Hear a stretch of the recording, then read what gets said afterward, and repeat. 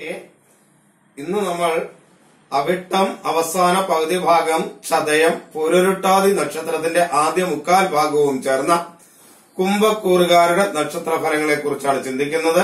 2018 September മാസം 23-ാം തീയതി വരെയുള്ള നക്ഷത്ര ഫലങ്ങൾ. ഇവരുടെ 6-ാം ഭാവത്തിൽ ബുധനും സർപ്പവും സഞ്ചരിക്കുന്നു, 7-ൽ രവി സഞ്ചരിക്കുന്നു, 8-ൽ ശുക്രൻ സഞ്ചരിക്കുന്നു, 9-ൽ വ്യാഴം സഞ്ചരിക്കുന്നു, 11-ൽ ശനി സഞ്ചരിക്കുന്നു, 12-ൽ ചൊവ്വയും കേതുവും സഞ്ചരിക്കുന്നു. ഇതിന്റെ വേദാദി ദോഷങ്ങളൊക്കെ കണക്കിലെടുത്തുകൊണ്ട് നമ്മളൊരു ഫല നിരൂപണത്തിലെത്തുമ്പോൾ ഇവിടെ ആരോഗ്യനില അത്ര അനുകൂലമല്ല. പ്രത്യേകിച്ച് മാനസികമായ അസുഖമുള്ളവരെ സംബന്ധിച്ചിടത്തോളം ഈ സമയം ഒട്ടും തന്നെ അനുകൂലമല്ല. അതുപോലെ തന്നെ രക്തസമ്മർദ്ദമുള്ളവർക്കും ഈ സമയം അനുകൂലമല്ല. അതുപോലെ മദ്യപാനം മൂലം ഉള്ള കരൾ രോഗങ്ങൾ മുതലായ അസുഖങ്ങളൊക്കെ ഉള്ളവർക്ക് മദ്യപാനം മൂലം ഉണ്ടാകുന്ന പ്രശ്നങ്ങൾ കൊണ്ട് ഈ സമയം ചില ബുദ്ധിമുട്ടുകളൊക്കെ ഉണ്ടാകുന്ന ഒരു സമയമാണ്. എന്നാൽ ധനപരമായി അത്ര വലിയ പ്രശ്നങ്ങളൊന്നുമില്ലെങ്കിലും കുറച്ച് അമിതമായ ചിലവ് വരുന്ന ഒരു സമയമാണ് ഇത്. തൊഴിൽ സംബന്ധമായി ചില മാറ്റങ്ങളൊക്കെ ഉണ്ടാകാനുള്ള സാധ്യതയുണ്ട്. അതുപോലെ തൊഴിൽ രംഗത്ത് ചില ശത്രുത അല്ലെങ്കിൽ ശത്രുക്കൾ മൂലമുള്ള ചില ശത്രുദോഷങ്ങൾക്കൊക്കെ ചില സാധ്യതകളുണ്ട്.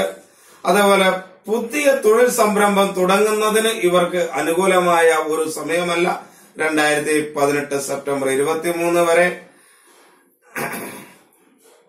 എന്നാൽ ഇവർക്ക് ചില പദവികളും അംഗീകാരങ്ങളും ഒക്കെ കിട്ടാനുള്ള സാധ്യതയും ഈ സമയത്ത് ഉണ്ട്. ഇവരുടെ കുടുംബജീവിതം പൊതുവെ സമാധാനപരമായിരിക്കും. എന്നാൽ മക്കൾ മൂലം ചെറിയ കലഹമൊക്കെ ഉണ്ടാകാനുള്ള സാധ്യത നമുക്ക് ഈ സമയത്ത് തള്ളിക്കളയാനാവില്ല. സഹോദര സ്ഥാനീയരും തമ്മിൽ അനുകൂലമായ ഒരു സ്ഥിതിയല്ല ഉള്ളത്. അവർ തമ്മിൽ കലഹങ്ങളും പ്രശ്നങ്ങളും ഒക്കെ ഉണ്ടാകാനുള്ള സാധ്യതയുണ്ട്. രാഷ്ട്രീയ രംഗത്ത് പ്രവർത്തിക്കുന്നവർക്ക് പൊതുവെ ഒരു അനുകൂല സമയമാണ് ഇപ്പോൾ. വിദ്യാർത്ഥികളായിരിക്കുന്നവർക്ക് പുതിയ കോഴ്സുകൾക്കൊക്കെ അഡ്മിഷൻ കിട്ടുന്നതിന് അനുകൂലമായ ഒരു സമയമാണ്.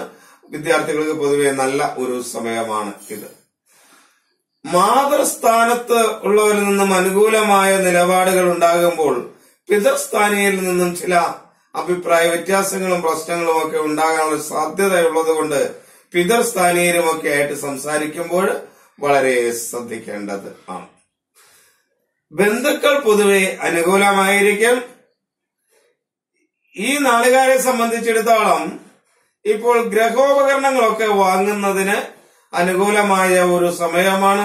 അതേപോലെ ജീവിത സൗകര്യങ്ങളെ മെച്ചപ്പെടുത്തുന്നതിന് ആവശ്യമായ കാര്യങ്ങൾക്ക് വേണ്ടി പ്രവർത്തിക്കുന്നതിന് ഈ സമയം അനുകൂലമാണ്.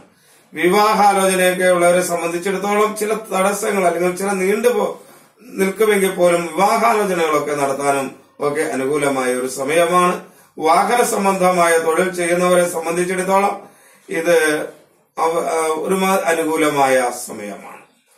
അതേപോലെ മര വ്യവസായം, ഫർണിച്ചർ മേഖലകളിലൊക്കെ തൊഴിലെടുക്കുന്നവരെ സംബന്ധിച്ചിടത്തോളം അതിന്റെ വ്യാപാര വ്യവസായ രംഗത്തൊക്കെ പ്രവർത്തിക്കുന്നവർക്ക് ഈ സമയം പൊതുവെ അനുകൂലമാണ്. വ്യാപാര രംഗത്തുള്ളവർക്ക്, പ്രത്യേകിച്ച് ചെറുകിട വ്യാപാര രംഗത്തുള്ളവർക്കൊക്കെ ഈ സമയം പൊതുവെ അനുകൂലമായ ഒരു സമയമാണ്.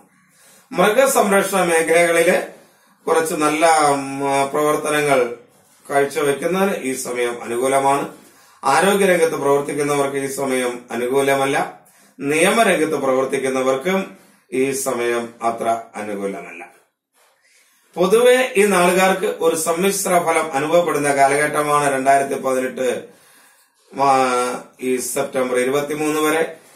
പ്രത്യേകം ശ്രദ്ധിക്കേണ്ട ഒരു കാര്യം എന്ന് പറഞ്ഞാൽ അപമാനവും അപകീർത്തിയും ഒക്കെ ഉണ്ടാകാൻ സാധ്യതയുള്ള ഒരു സമയമാണ് ഇത് എന്നുള്ളത് കൊണ്ട് അങ്ങനെയുള്ള സാഹചര്യങ്ങളിൽ ചെന്ന് പെടാതിരിക്കാൻ ഇവര് പ്രത്യേകം ശ്രദ്ധിക്കണം.